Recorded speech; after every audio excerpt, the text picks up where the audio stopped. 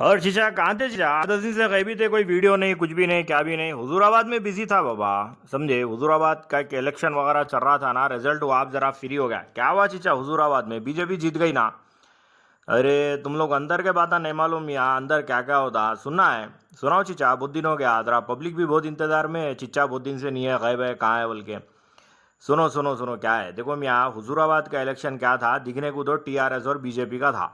लेकिन ये इलेक्शन जो है टीआरएस और बीजेपी का नहीं था यहाँ, ये दरअसल इलेक्शन था टीआरएस और एटला राजेंद्र का, यानी टीआरएस वर्सेस एटला राजेंद्र का इलेक्शन था। समझ में आया? हुजूराबाद में जो है अब कल जो रिजल्ट आए ना, पूरा सुबह से शाम तक देखे तो क्या हुआ, 1 लाख के ऊपर एटला राजेंद्र जो है 1,07,022 वोटा लेके आ। बेचारी टीआरएस जो है 83,167 वोटों के भी लेके आ गए। मार्जिन से जो है 23,855 वोटों की जबरदस्त मार्जिन से एटला राजेंद्र जीत गया। समझे? वो कई को जीता बोले तो उसके पीछे एक नहीं मियाँ, कई वजूहत है, कई रीजंस है।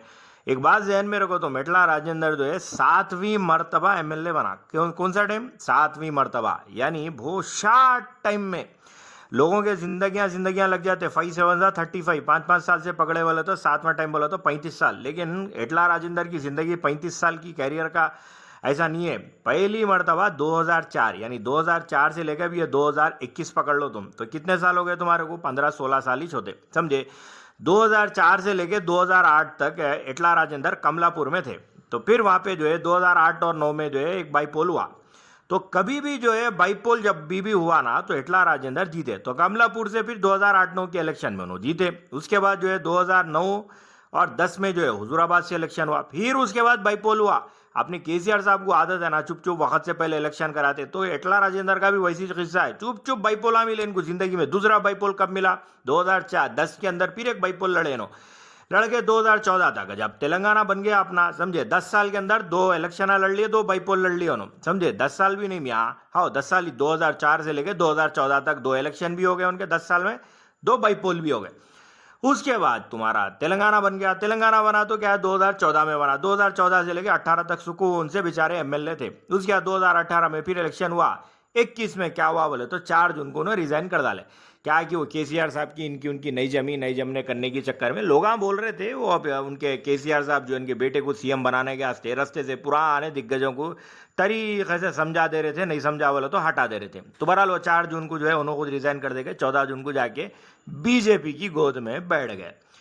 अब होना क्या था फिर, अब ये 2021 में जो अब जो इलेक्शन हुआ उसके अंदर फिर बाईपोल के अंदर जो है ना बीजेपी के उम्मीदवार, यानी 1 2 3 4 5 6 मरतबा टीआरएस से और 7वीं मरतबा जो है बीजेपी के कमल के फूल पे नो एमएलए जीत के आ गए। वो सब सही है चीचा, हुआ क्या ये बोलो? हरीश राव जैसे आदमी जाके वहां पे कैंप करे, पूरा उन्होंने जिता नहीं सके क्या? देखो मियाँ क्या किस्सा रहता।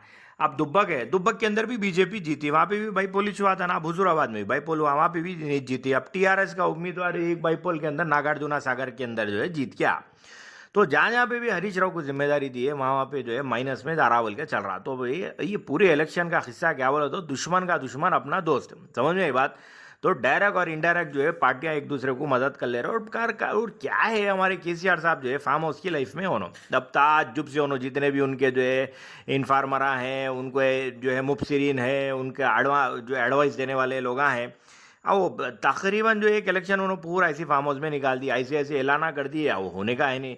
उठा के ये हुजूराबाद के चक्कर में उन्होंने दलित बंधु का ऐलान कर दिया। अरे सबको देते यारो दलित बंधु जो है, देते यारो सबको दलित बंधु, एक को दिए तो 4 नाराज, समझ में आई बात। तो क्या हो गया बोले तो वो भी जो है बाउंस बैक हो गया। फिर देते देते देते बोले फिर अकाउंट में पैसे डालते, इस्तेमाल नहीं करना है पैसा, ऐसा बोल के 10 लाख रुपए का डाले यार। फिर वो एक अलग चले तो किस्से भी अलग है, तुम्हारे मालूम, वो 10,000 के लिफाफे, 6,000 के लिफाफे, फोटो आटवा ये वो। तो पूरे मामले में क्या चला बोले तो एटला राजेंद्र का जो फैक्टर चलाना वहाँ पे मनावाड़ू का बोल के फैक्टर चला। क्या मतलब मनावाड़ू बोले तो अपना आदमी। तो फिर वो थोड़ी बहुत एंटी इनकम्बेंसी भी चल रही सो है, और रहता हमेशा क्या है, एक टेन्यूर के बाद दूसरे टेन्यूर में जब गवर्नमेंट आती तो ले लेके थोड़े बेरोजगार बच्चों को भी क्या है बोले तो 3,016 रुपये देते बोले के लास्ट इलेक्शन में ऐलान करे, वो भी नहीं दिए। तो बेरोजगार भत्ते का भी फैक्टर रहा। फिर क्या है बोले तो एक सिंपति भी आ गई थी वहाँ पे, क्या बोले यार इतना अपना पुराना आदमी, इतना अपना पुराना एमएलए जो है इसको उठा दे के ऐसा जो है बेइज्जत कर दिए, वो कर दिए बोल के। तो क्या है बोले तो यहाँ पे एक बात समझो तुम, बीजेपी नहीं जीती, एटला राजेंद्र जीते। समझ में आई बात? तो ये बात अपने जहन में रखो। ये पूरा इलेक्शन क्या था बोले तो एटला का बदला बोल के था। क्या था? एटला का बदला। अब हमारे केसीआर साहब भी क्या करे बोले तो पूरे इलेक्शन के चक्कर में मुसलमानों को दूर रखे। कोई मुसलमान आ गए नहीं, करे नहीं, कुछ भी नहीं रहे, कहाँ बीजेपी आती की? तो यहाँ पे कोई हिंदुत्व का फैक्टर ही नहीं है। गैर जरूरी के जो है ले लेके कर लेके तेलंगाना के अंदर बीजेपी मजबूत हो रही, हिंदुत्व मजबूत हो रहा, वो हो रहा। तो हमारे केसीआर साहब की गलती की वजह से बीजेपी मजबूत हुई वैसा दिख रही, जबकि हकीकत में कोई मजबूत नहीं हो रही, कुछ भी नहीं हो रही। कोई भी हिंदुत्व का फैक्टर नहीं, हिंदुत्व का दूर दूर तक कोई भी फैक्टर नहीं है। एक बात जहन में रखो, जहाँ पे बीजेपी है वहाँ पे एमआईएम है, जहाँ पे एमआईएम है वहाँ पे बीजेपी है। यानी शिद्दत पसंद हिंदुत्व या फिर कट्टर मुस्लिमवाद, ऐसे वोट बैंक का ये फिक्स है लोगों के वोट बैंक का। तेलंगाना के अंदर, साउथ के अंदर ऐसा कुछ भी फैक्टर नहीं है। अब एक इंपॉर्टेंट इसके अंदर क्या था बोले तो हमारे होम मिनिस्टर महमूद अली साहब उठा दे के जो है क्या था, याकूतपुरे स्टेशन के पास रहता था, साइकिल चलाता था। क्या हो गया? साइकिल वाला कार को पंक्चर कर डाला ना। तो क्या है, बड़ा नहीं वाला खाना, बड़े बाता नहीं करना। अब पलटा के लोग जो है आपका क्या था, आप क्या करते थे, दूध बेचते थे बोले तो क्या इज्जत रह जाती? अल्लाह ताला आपको वहां से लेके जो है होम मिनिस्टर बनाया, तो इज्जत रख लेना, कहीं भी रहो। इतनी भी दुश्मनी नहीं कर लेना, इतने भी बड़े बड़े बातें नहीं करना। कल के दिन मिले तो आमने सामने नजरा जो है चुराए, वैसी नौबत नहीं आ जाना। तो ओवरऑल वो पॉलिटिक्स है बोलते रहते, पर्सनल नहीं बोल लेना, इशू पे बोलना, क्या हुआ नहीं हुआ। अब वो गैस को नमस्ते करके जाओ बोले तो बोला अभी बच्चे बोले अब नमस्ते करने के आते हैं, बोला बेरोजगार बैठे हुए, नौकरी नहीं हमारे पास, 3,016 रुपये का हमारे को बेरोजगार भत्ता भी नहीं दिए बोले। वो पूरे फैक्टर में क्या हो गया बोले तो स्मार्ट काम करके एटला राजेंद्र जो है दिल का अच्छा आदमी है, चलेगा बीजेपी में, वो एक बात अलग है। और वो बीजेपी के जो है कमल के फूल पे जीत के नहीं आया, वो अपनी अपनी काबिलियत, अपनी सलाहियत और अपने उस पर जीत के आया सो है। तो ओवरऑल उन्होंने भी क्या करे बोले तो अपने जीत दर्ज करवा डाले। अब हमारे केसीआर साहब भी सब में बड़ी गलती क्या करे बोलो तो मुसलमानों को बहुत तुर्क कर डाले। ना तो मुसलमान उधर कैंपेन में दिखे, ना तो कोई ऑफिसर मुसलमान थे, कुछ भी नहीं था मुसलमान, कुछ भी नहीं यार, जोड़ जोड़ो मुसलमान बोले तो बीजेपी जीत जाती बोल के गलत फहमी हो गई थी हमारे केसीआर साहब को। हिंदुस्तान की तारीख उठा के देख लो, मुसलमानों को दूर करे तो पूरे को खत्म हो गए। समझ में आई बात?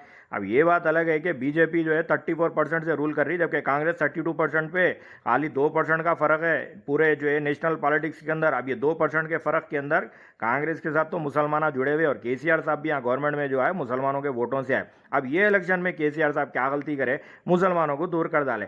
तो क्या हुआ, दूर करने के नतीजे में मुसलमान बोले हमारे को बीजेपी के कमल के फूल से क्या मतलब, हमारे को तो जो है एटला राजेंद्र से मतलब, बहुत अच्छा आदमी है, हमारा पुराना एमएलए, बल्कि पूरे मुसलमान 11-12 हज़ार वोट ही थे, ज़्यादा भी नहीं थे होंगे।